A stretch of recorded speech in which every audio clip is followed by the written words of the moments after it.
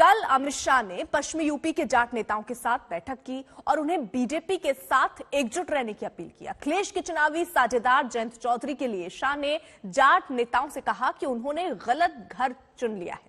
सुनिए कल की बैठक के दौरान कैसी चर्चा हुई।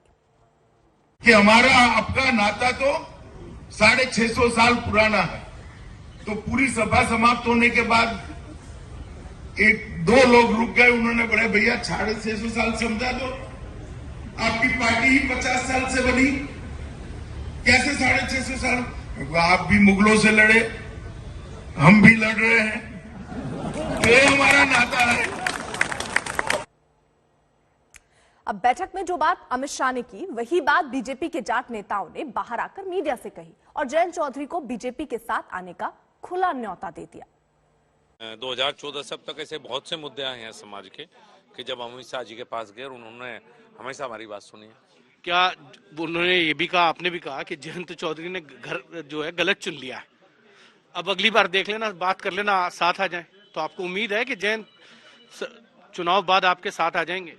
देखिए, घर गलत चुनने का मतलब ये है कि जयंत लोकदल का जो कैडर है, अगर उनसे आप पूछेंगे क्या अखिलेश को मुख्यमंत्री स्वीकार करते हैं तो वो भी स्वीकार नहीं करते। ये गठबंधन ऊपर का हुआ है, दिल्ली और लखनऊ, जमीन पे गठबंधन नहीं हुआ। बाकी राजनीति में भविष्य की संभावनाएं तो हमेशा खुली रहती हैं। सभी लोग संतुष्ट हैं और सभी बहुत ही खुश होकर यहाँ से गए हैं। सभी ने हाथ खड़ा करके समर्थन किया है। एक पंचायत में जब सारे व्यक्ति बैठकर पंचायत में हाथ खड़ा कर देते हैं और समर्थन कर देते हैं, और हमारा समाज तो इस बात के लिए जाना जाता है कि जहाँ पर खड़े हो जाते हैं तो वहाँ पे 500% अपनी ताकत भी लगाते हैं। तो सभी ने अपनी शिकायतें रखी, गृह मंत्री जी ने सबको बहुत ही ध्यान से सुना और सभी को विश्वास किया कि कभी ना कभी किसी ना किसी समय सारी शिकायतों को दूर किया जाए। देखिए, जयंत चौधरी जी एक अच्छे युवा नेता हैं, एक अच्छे जिस परिवार का किसानों के लिए संघर्ष रहा उससे ताल्लुक रखते हैं और इलेक्शन के बाद में संभावनाएं हैं और हमेशा हमारे दरवाजे उनके लिए खुले हैं।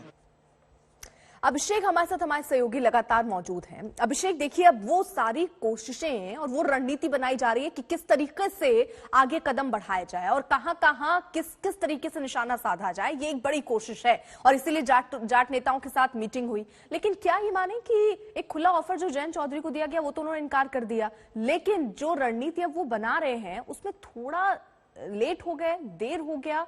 अगर जाटों को खुश करना था तो उसके लिए प्रयास और पहले से नहीं होने चाहिए? देखिए, मुझे तो लगता है कि ये टाइमिंग बिल्कुल सटीक रही। इस वक्त ऐसा है कि जयंत चौधरी निर्विवाद रूप से जाटों के सबसे बड़े नेता हैं। बीजेपी ने अपने तरफ से नेताओं की फौज खड़ी करने की कोशिश जरूर की है, लेकिन जब चुनाव करीब आ गए तो ये बात साफ दिखाई दे रहा है कि जाटों का एक बहुत बड़ा वर्ग जयंत चौधरी के साथ खड़ा है। टाइमिंग में सटीक इसलिए कह रहा हूं क्योंकि जिस तरीके से जाट बहुल इलाकों में एक तरीके से जयंत चौधरी को लोग इस वक्त अपना नेता मान रहे हैं, तो अमित शाह ने एक मैसेज उन्हें दे दिया कि ठीक है, आप गलत घर में गए हो, जो 2022 के बाद भी हमारा दिल, हमारा घर आपके लिए खुला है। तो जब हम गांव में घूम रहे हैं तो एक जो सहानुभूति अजीत सिंह के जाने के बाद जाटों में उपजी है, एक जो सहानुभूति जयंत चौधरी के प्रति है, कहीं ना कहीं उस सहानुभूति को अपने तरफ करने की बीजेपी की कोशिश है कि भले ही जयंत चौधरी इस वक्त समाजवादी पार्टी के साथ खड़े हैं, लेकिन बीजेपी का मानना है कि वो उनके अपने हैं और ठीक है, वो दूसरे घर चले गए, लेकिन 2022 के बाद वो हमारे साथ होंगे।